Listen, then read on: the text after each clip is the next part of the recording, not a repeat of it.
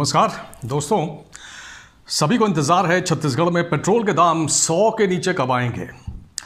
और अब तो भूपेश बघेल के सहयोगी राजस्थान के मुख्यमंत्री अशोक गहलोत ने भी अपने यहाँ पेट्रोल पर 4 रुपये और डीजल पर 5 रुपये वैट घटाकर पेट्रोल और डीजल को सस्ता कर दिया है। पंजाब की कांग्रेस सरकार पहले ही वैट घटा चुकी है, लेकिन छत्तीसगढ़ वासियों को अब भी इंतजार है कि मुख्यमंत्री भूपेश बघेल उन्हें कुछ राहत देंगे। फिलहाल तो सीएम यूपी के दौरे पर हैं। क्या वहां से लौटकर भूपेश बघेल पेट्रोल और डीजल पर वैट कम करने का फैसला करेंगे? अभी पेट्रोल 101 रुपये 88 पैसे और डीजल 93 रुपये 78 पैसे प्रति लीटर चल रहा है। केंद्र सरकार के एक्साइज घटाने के बाद 15 से ज़्यादा राज्यों ने अपने यहाँ वैट कम किया और उसकी वजह से लोगों को काफ़ी राहत मिली। लेकिन भूपेश बघेल कोई कदम उठाने की जगह केंद्र सरकार को ही कोसने में लगे हैं। महंगाई के खिलाफ अभी उन्होंने एक रैली की जिसमें उन्होंने कहा कि डीजल पेट्रोल सेंचुरी लगा रहे हैं, दोनों में प्रतिस्पर्धा चल रही है, देश की जनता महंगाई से त्रस्त है। डीजल और पेट्रोल सेंचुरी लगा रहे हैं, दोनों में प्रतिस्पर्धा हो रही है, दोनों नॉट आउट है 100 से ऊपर। हेमा मालिनी जी, स्मृति ईरानी जी बैठते थे चौक में गैस सिलेंडर लेके, सरोज पांडे जी भी बैठती थी।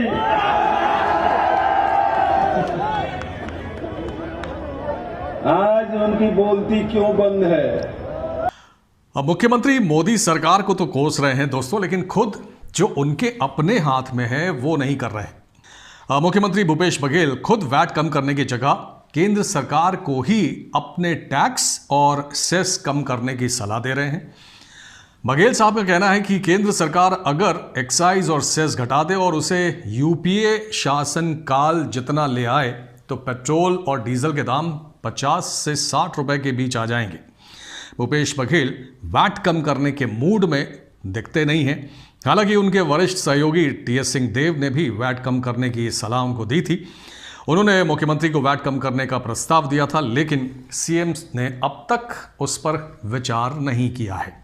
एक बात और है दोस्तों, मुख्यमंत्री भूपेश बघेल अक्सर ये कहते रहे हैं कि बाकी राज्यों ने कितना वैट कम किया है वो उसकी जानकारी ले रहे हैं, उसके बाद कुछ फैसला करेंगे।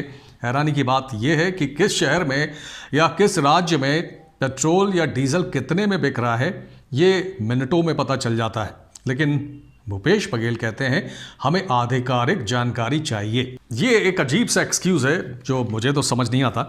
दूसरी बात ये भी है दोस्तों कि कांग्रेस शासित राज्य पंजाब ने भी वैट घटा दिया है। वजह पंजाब विधानसभा चुनाव बताए जा रहे हैं। राजस्थान में तो चुनाव नहीं है, लेकिन वहाँ पर भी सीएम अशोक गहलोत ने वैट कम कर दिया है। लेकिन भूपेश बघेल ने लगता है ठान लिया है कि वो पेट्रोल डीजल पर वैट कम नहीं करेंगे। वो बार बार यही कहते हैं कि पेट्रोल डीजल सेंचुरी मार रहे हैं।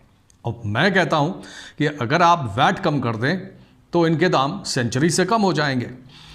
वैट घटाने से राज्य सरकार के रेवेन्यू पर खासा असर पड़ता है, ये हम सभी जानते हैं, लेकिन जब जनता महंगाई से त्रस्त हो, पिस रही हो, तो थोड़ी राहत तो दी ही जा सकती है। फिर एक बात और है, चुनावी रैलियां जब होंगी 2 साल बाद तो उसमें वाहवाही लूटने का मौका भी मिलेगा और उस समय भूपेश बघेल सीना ठोक कर ये कह पाएंगे कि जिस समय वो बेहद संकट में थे, रेवेन्यू का क्राइसिस था, उस दौरान भी उन्होंने वैट कम किया लोगों को राहत देने के लिए। इस बारे में भूपेश बघेल साहब को सोचना चाहिए। हालांकि इसमें दो राय नहीं है दोस्तों कि महंगाई ने आम लोगों की कमर तो तोड़ रखी है। आम ज़रूरतों की चीज़ों से लेकर पेट्रोल, डीजल, गैस के दाम आसमान छू रहे हैं। और हम ये भी जानते हैं कि जब डीजल के दाम बढ़ते हैं तो उसका असर बाकी चीज़ों पर भी होता है, बाकी चीज़ों के दामों पर होता है, क्योंकि ये एक चेन रिएक्शन होता है। और ये भी सच है कि बीजेपी वालों को बढ़ते पेट्रोल डीजल के दामों पर जवाब देते नहीं बन रहा है।